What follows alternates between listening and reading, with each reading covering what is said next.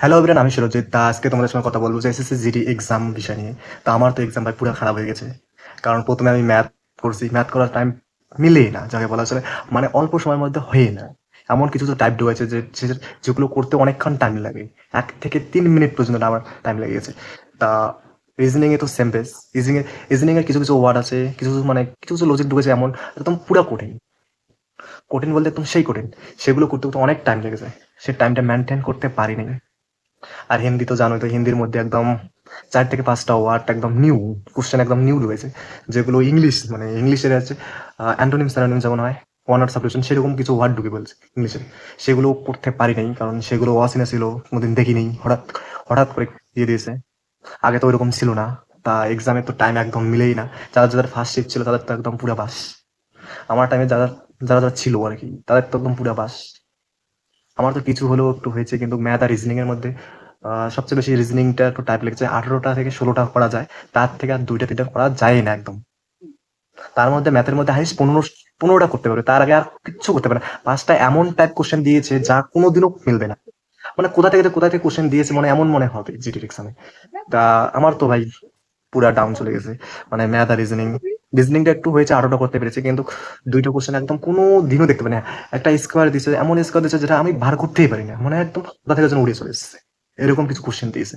আর হিন্দির মধ্যে কিছু কিছু এমন শব্দ দিয়েছে বা এমন কোশ্চেন দিয়েছে আর কি, যেগুলো একদম মানে আলাদা টাইপের কোশ্চেন, যেগুলো জীবনে প্রথম দেখছি মনে হয়। তা এসএসসি জিডি এক্সাম কার কার ভালো হচ্ছে আমি জানি না, কিন্তু ভাই আমার অনেক খারাপ হয়েছে। একদম সত্যি কথা বলবো যে আগামী বছর আবার যাইতে লাগবে। তা গাইস, এখন কি ভাবছি কি পড়াপড়া বাদ দেবো না পড়াপড়া কন্টিনিউ করবো।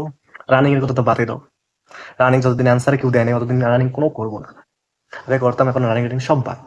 রানিং টানিং কিচ্ছু করবো না, একদম একদম একদম প্রোফাট হয়ে গেছে। মনে হয় না আর মানে এসএসসি জিডি এক্সাম ক্লিয়ার করতে পারবো কি পারবো না, এমন পজিশন চলে এসেছে। বর্তমান যে পজিশন, আর প্রত্যেক দিন ক্যান্সেল হচ্ছে ব্যাপার, একদিন বাদ নাই। আজকে ক্যান্সেল, কালকে ক্যান্সেল, কাল আজকে ক্যান্সেল। এই ক্যান্সেলের মধ্যে আমার এক্সামটা কোনো মতে নেই, ফার্স্ট শিফট তো সেটা হয়েছে, তারপর পুনিয়া এখান থেকে শীতলকুচিতে পুনিয়া গেতে অনেক টাকা খরচ। তারপরে যে আসনি এক্সাম হলো, সবই ঠিক হলো, কিন্তু এক্সামটাই খারাপ হলো। তাহলে লাভ কি? এত দূর থেকে গেলাম, যে যদি এক্সামটাই খারাপ হয় তাহলে লাভ কি? তা তোমাদেরকে বলি, যারা যদি এখনো এক্সাম আছে ভাই, একটু শান্তি মাথায় পড়ো। কোশ্চেন তো টাইপ বাই সেন্স, একদম মানে আগের মতন কোশ্চেন নেই। এখন কোশ্চেন সব হার্ড, এবং হার্ডও কোয়া চলে না, ইজিও কোয়া চলে না, মানে মডারেট কোশ্চেন, যেগুলো প্রথম আমরা দেখতেছি এমন এমন লাগতেছে। হিন্দির মধ্যে তো 4 থেকে 5টা কোশ্চেন মানে একদম কোথা থেকে উড়ে নিয়ে চলে এসছে, এরকম মানে ইংলিশ মিক্সার করে ফেলেছে। আমার ওখানে তো ইংলিশ ওয়ার্ড চলেছে, মানে আমি এমন ভাবে দেখছি ইংলিশ গ্রামার করে দেখছি, হিন্দি গ্রামার নয়, ইংলিশ গ্রামার করেছে, এমনটা আমার মনে হচ্ছে মাঝে মাঝে। ইংলিশ হিন্দির মধ্যে 15টা মানে হিন্দিতে পড়ে, আর 5টা ইংলিশের মধ্যে পড়ে, এমন কিছু ওয়ার্ড রয়েছে। এখন কি করবো ভাই, এক্সাম দিতে এসেছি, এক্সাম দিয়ে চলে এসেছি। ওদের থেকে যে যদি এক্সামে ভালো না হয় তাহলে কার মনটা খারাপ হয় একবার বলে তো। যারা যাদের এখনো এক্সাম আছে আর যারা এক্সাম খারাপ হয়েছে তারা অবশ্যই কমেন্ট করে জানাবে।